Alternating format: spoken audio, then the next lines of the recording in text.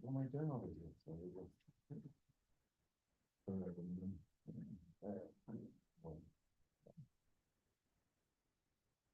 Oh, that's stronger. Okay. Good morning. Get rid of me, right? Like the flag.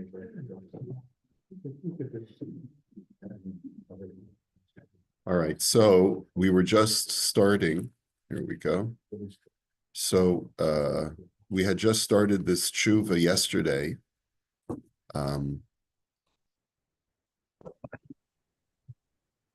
Regarding, unfortunately, it could be a tragic situation where a person is driving some passengers and the driver dozes off and, goes off the embankment and ends up injuring the passengers. So what's his level of liability? So all we saw was really the first paragraph.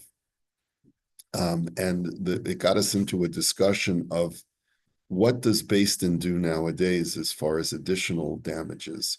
And essentially, there's a certain ambiguity of what the liability is. Nonetheless, there is liability. It's just a question of how much can Beis Din enforce. So one thing is clear, the Beis Din is allowed to assess ripoy and sheves, which is medical expenses and time off from work. But can they assess additional things? That's really where it gets quite gray. And as a result, I think that in general, the Batei Din do not assess damages in accidents like that. They generally refer to the secular court. Okay. In any event, let us go on. He says, "Va'afal pi shemashma maha Yerushalmi, shemi shehizik ba'ones gomer potter." The Yerushalmi seems to imply that if a person damaged completely by accident, then he's going to be potter. The Ita Sham, Adam Shahayashen, the Yerushalmi brings a case that if a person was asleep, that there was nothing next to him and no one next to him when he fell asleep. And then after the guy fell asleep, someone came and started sleeping next to him, which is pretty creepy. Okay. V'hayashen hizik et oto echad shabalishon betzido. And the guy who was the first sleeper, is a very heavy sleeper and it lashes out in his sleep. And he went ahead and elbowed the guy sleeping next to him and ended up breaking a rib or something. So hayashen potter kivin shezeh ones gomer. So the first sleeper is potter from damages because there was no way for him to know that someone was going to creep in next to him and fall asleep. Okay.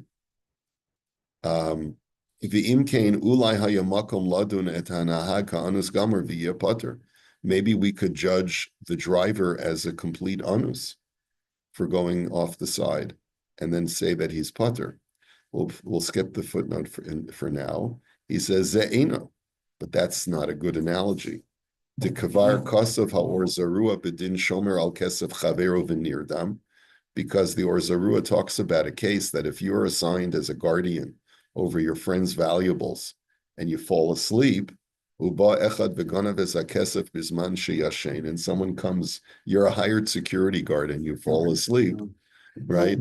Which, unfortunately, the guys that we have today, well, I won't say anything, but, and someone comes and steals while the security guard is sleeping, so Shahashomer Chayev Kevin Shahashena Nechsheves Lipshia.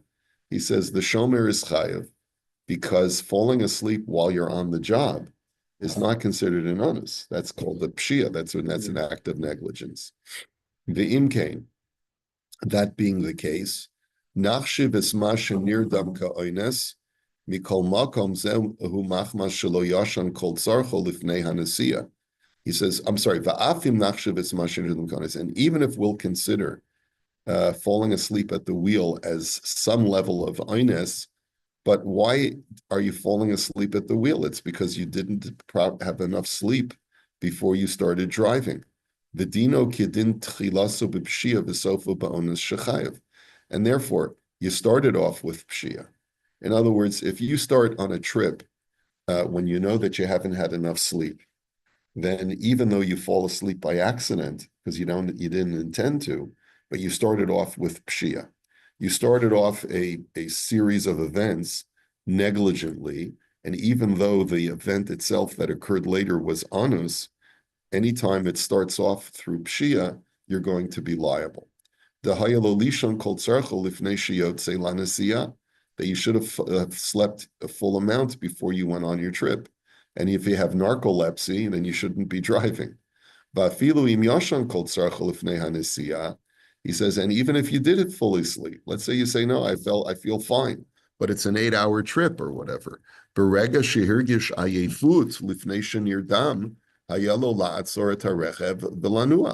The moment you started to feel tired and your eyes getting droopy, you should have pulled over to the side of the road. That's what everyone says. Pull over to the side of the road, close your eyes for a few minutes, get some rest, and then when you wake up, you'll continue.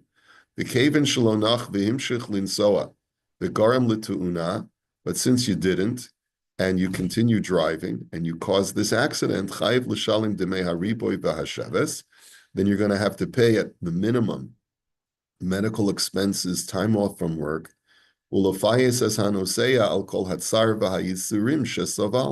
appease the passenger for all of the pain and suffering that he had to endure. And that's not a fixed amount. So that's the tshuva. And I think that should be fairly self-evident, but there's some footnotes. Whoops. So Rabbi, what if Some footnotes we should see. got in knowing that the driver was tired? So they knowingly knew that the driver was tired, but they still risked to go in the car. Yeah, well, it depends. If the driver said, yes, I'm tired, but don't worry, I do this all the time, and I have nerves of steel, and I'll be fine. I'll just stop off at 7-Eleven and or what's it? Circle K. Sorry, Circle K. I'll get some coffee. I'll get some not the Timmy stuff, which is like drinking water, but I'll get the Starbucks. Hello, sir. How are you? Good. I'm from Guardable Security. I'm getting multiple alarms from now, guys. Everything is okay. I just want to make sure. Yeah, everything's okay here. I just need your name. My first name is Rabbi, Rabbi. Yes, sir. Koropkin, Korob, ROB Kin. KIN. And your title, sir, your position? The rabbi. Rabbi. Okay. Thank you, sir. Thank you. I think we just proved our point. That was timely. That guy fell asleep before he came in. The 3 alarm. Is everything okay in here? It's in one go. I mean, it's good to check, Yeah. but This is. But- We really look very At least dangerous. you didn't sitting fall there, asleep don't at the front door. yeah. Okay. Omnam ayin. So let's take a look at the footnote. Omnam ayin beramban divrei hamaschil va'asa desvirle tahamasik chayiv afilu ba'onas gamers. First of all, it's important to know that not everyone agrees with the Yerushalmi. The Ramban holds that even if you're a total onus, in the case of the guy who fell asleep, and then someone came to sleep next to him after he was already sleeping, the Ramban says you're going to be chayiv. Umadi ita be Yerushalmi dehayashem patur. He says that case of the sleeper is different. Shiny hasam dezesha balishan liyado pasha ba'atzma v'lochen hayashem patur. It's because the second sleeper himself was negligent. In other words, that's the reason why the first sleeper is patur, not because he's an anus, but rather because the second guy is posheya. What business do you have sleeping next to a guy, a total stranger? You don't know his track record of sleeping. Maybe he's a dangerous person to sleep next to. Ayin sham sheherich bazeh. When I trip on the bus, Yeah, you fall asleep, I got to sleep. right. I'll just sleep too. Yeah. So as long as they don't start lashing out, it'll probably do.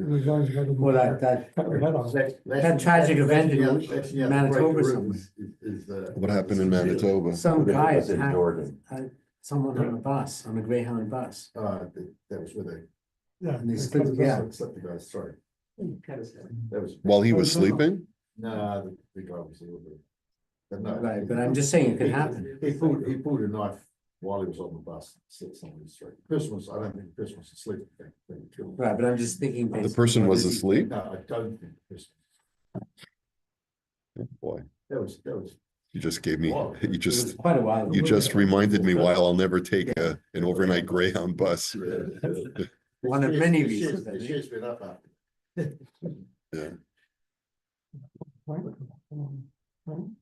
No, on a plane, I mean, on a plane, they search. Got a it. private If you're sitting in room, the- private in the- cabin. In the chicken coop, in the back. No, but I'm saying there's no weapons on the plane. What's with you and chickens? I love those chickens. What were they called? What were their names again? Is they- The chicken man. Henrietta. Call you the chicken man. now. Okay. Let's just hope when you're on a plane, the sky isn't falling. B'divrei HaYerushalmi Hanal Nipsaku LaHalacha B'Shulchan Aruch. So the Shulchan Aruch does agree with the Yerushalmi that if someone falls asleep next to you without your knowing and they get injured, you're pater. Because of Sham Harama de B'chol Ones Gadol pater hamazik. That the Ramah says a very vague language. He says when the onus is great, when it's like complete onus, so then the mazik is pater. V'chein kasav Harama b'simin shenayin ches. Amnam dasmar and ena berura b'meshe hetik esa Yerushalmi the efsher desvirle kaharamban anal shasheni hizik es atzma. Okay, but it's not really clear if the Machaber agrees with the Ramah that if it's a total onus that you're pater. So, it could be that the Machaber will hold that the reason why the first sleeper is pater is because the second guy was a posheya. Shuv ra'isi lamarin bekesef Mishnah perak vav michovel mazik halacha aleph shedik min mashakasav Rambam sham v'zel shona. Haya ola besulam v'nishmeta shaliva mitachla v'nafla v'hizika v'chulei. That if a person was climbing a ladder and one of the rungs broke or slipped out from the ladder and it falls and it damages, then you're going to be liable for whatever damage the rung causes by hitting someone. But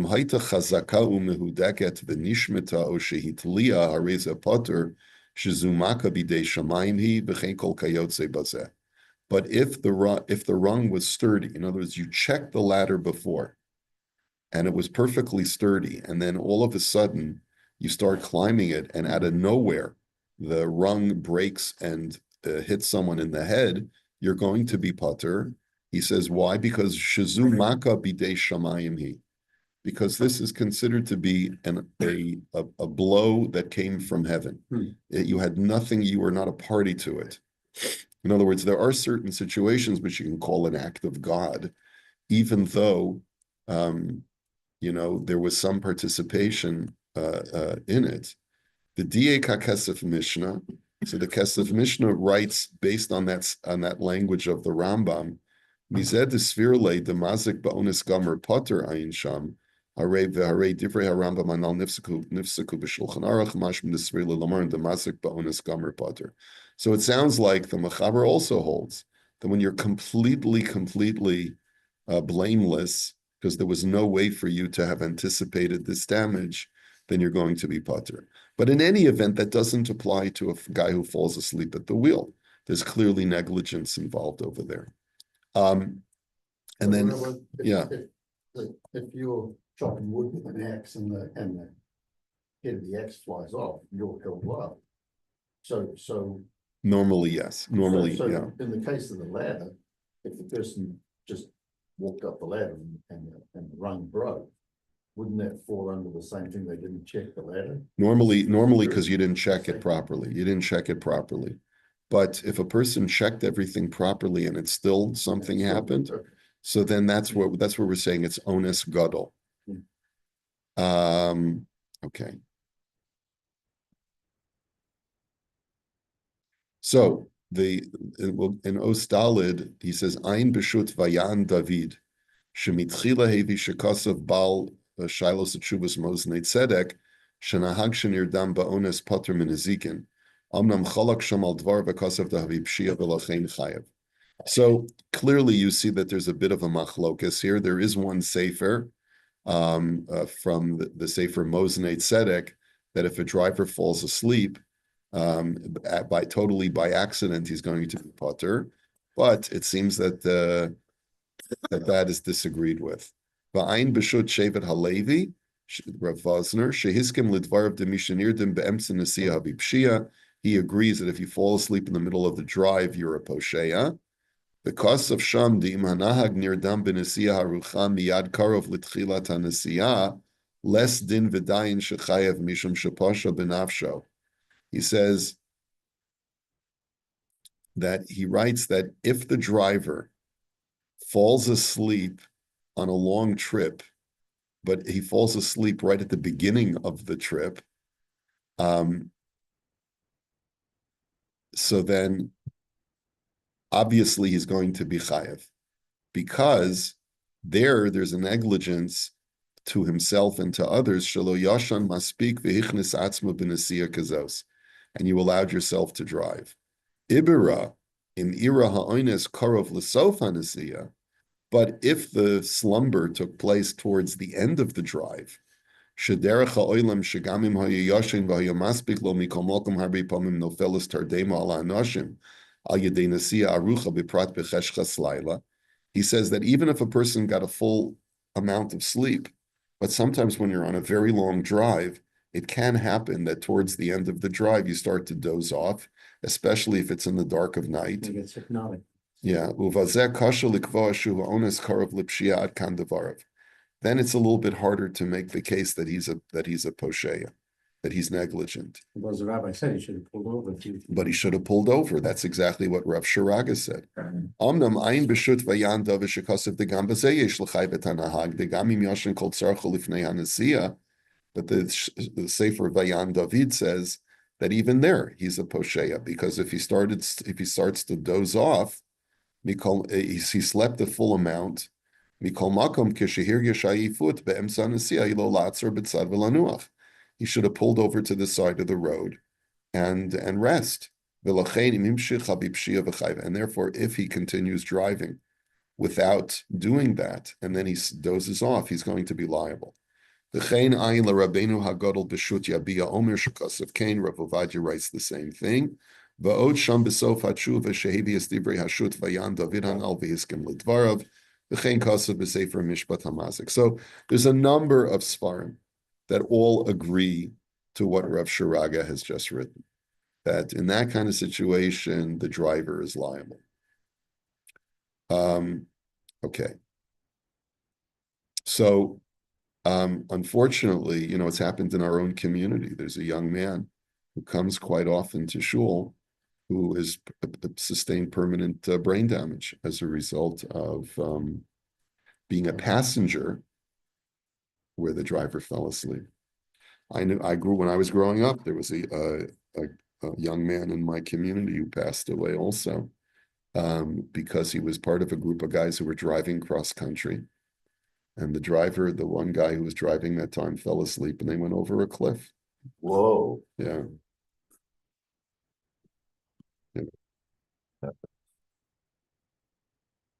So you got to know when you're tired, Take care. Right. That's right. But today, like the cars have these beepers when you go over the lane. So it wakes. A lot of them do, yeah. Now they got things that check your eyes. On your face. Really? Yeah. So that face recognition will allow you to tell the car. Yeah, sure, brother. When I put those, Fell asleep. Really? Yeah, I was driving make noise and also. from Sudbury to Sault Ste. Marie. It was at night. And I fell asleep, drove off the road, and thankfully, it was a very snowy time. So I hit a snowbank, and otherwise I would have gone right into the lake. Oh my gosh. That lake's pretty full. Pretty cold, like. You would have woken up pretty quickly. I did wake up. I remember waking up, seeing all the snow coming up. Coming over the top of you. Yeah. Is I anybody was with about you in the car? 22 years old. Nobody with you in the car? Huh? You by yourself in the car? I was by myself, yeah. That's scary. I bet you never did it since then. Yeah, Enough of the warm. teaches you. Yeah. Yeah. I never taught her. Okay, But let's, also in North America, your roads like that. Constantly just long and straight, easy to do.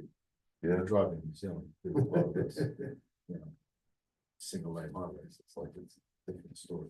But still. You get. I that rode- person's probably not. I rode a car on the desert road, which is between in the middle of North Island. Cause I came around the corner, hit black ice and just lost the crescent. Across the road. Ended up you rolled the car? rolling the car, yeah, it was actually a rental car. You've got a charmed life, Doug. Yeah, Yeah, Doug, really. Doug was in a plane crash. yeah. So, You were in plane crash? yeah, Wow. yeah, I was in a plane crash when I was 16. Smashed everything from here to Wow. there. Were you driving the plane? I was sitting next to the pilot, it was a small puppy Cherokee. Yeah. So I was sitting, he passed away, but his son was behind me and the two of us survived. Wow. The son actually, so he was conscious after the accident, he got out, tried to take the two of us out of the plane. And couldn't because we were upside down and seatbelts and everything on. So he sat underneath the wing and the farmer came and found us. Took 2.5 hours for the ambulance to get out. We were all. Yeah, it's pretty good. And look at you now. Look at me now. Yeah, he's a bionic man. Meet me on the squash court, come on. Is it everything real? Everything you got real? I had plates and metal put on me. It's all right. Wow. Yeah. Okay, speaking about is it real, let's look at the next tshuva. Nituach plasti lemishen mitakev b'shiduchim. Plastic surgery for someone who is having difficulty getting a shidduch. Oh, you should have seen what Doug looked like before. Oh my God. I get a son. That's a scary dog. All right. Ani bachur she'avarti et gil shloshim v'lo mistader b'shiduchim. I'm a 30-year-old young man, and I haven't been successful in shiduchim. V'yedidai ya'atzu li la'asot nituach plasti lahaktin ta'af shali. My friend advised me, my friend or my friends advised me to get plastic surgery, rhinoplasty, to reduce the size of my nose. Why are you laughing? Kadei she'er'eh yoter na, so that I should look more attractive. Ha'im ze muter lefi ha'alacha. So there's a famous tshuva from Rav Moshe, who is permissive with rhinoplasty specifically. There, the person asking the question was for a young lady, but let's see.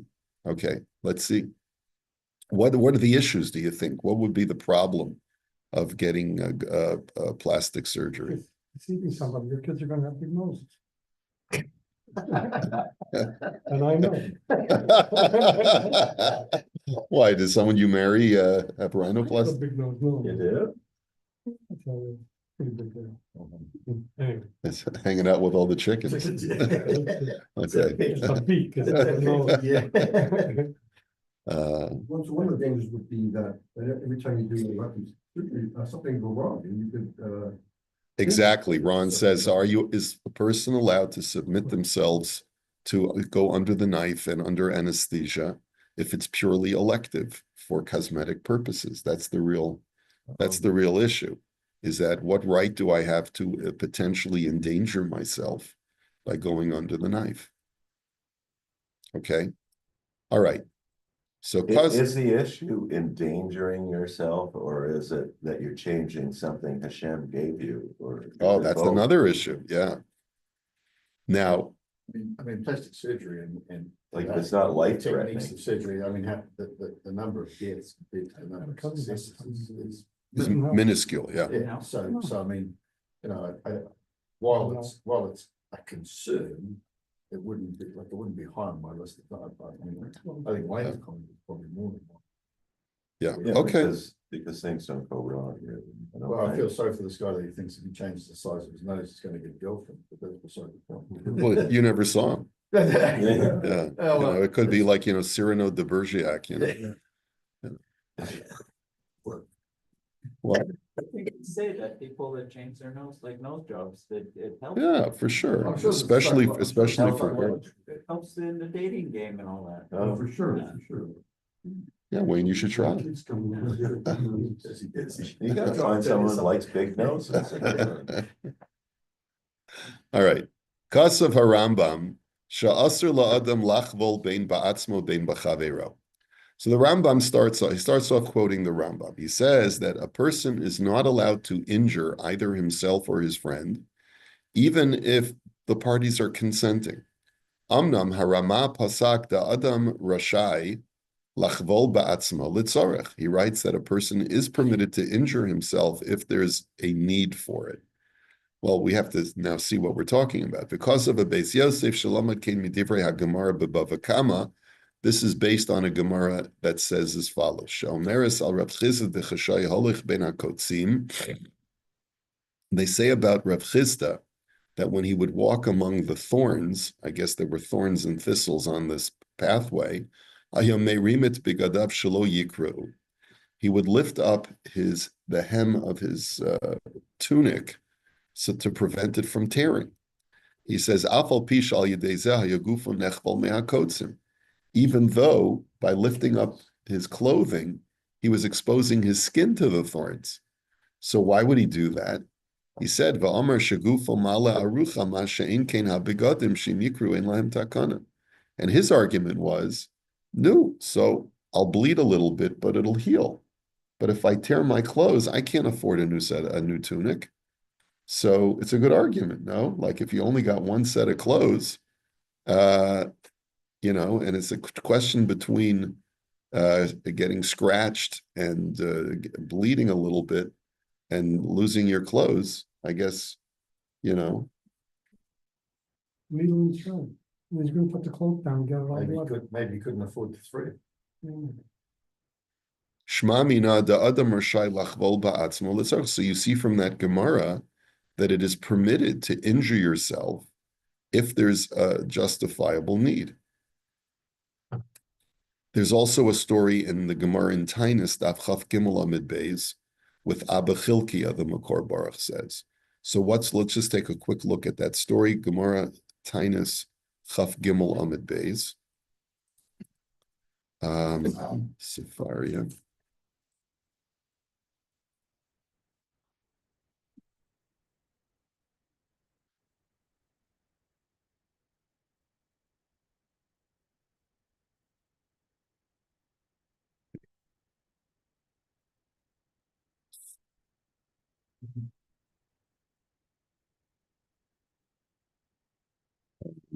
Tainus Chaf Gimel Amid Beis. Okay, 23b.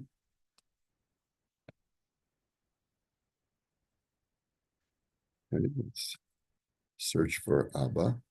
Yeah. Abba Chilkiah said to his wife, I know that these sages have come due to the rain. Let us go up to the roof and pray for their mercy. Perhaps the Holy One, blessed is he, will be appeased and it will rain, and we will receive credit, and we will not receive credit ourselves for the rainfall. They went up to the roof. He stood in one corner and she stood in the other corner. Clouds began to form on the side where his wife stood. When he descended, he said to the sages, why have the sages come? They said to him, the other sages have sent us to the master so that you would pray for rain for us. He said to them, blessed is God who did not require you to petition Abba Chilkiah, as the sky is filled with clouds and rain is certainly on its way.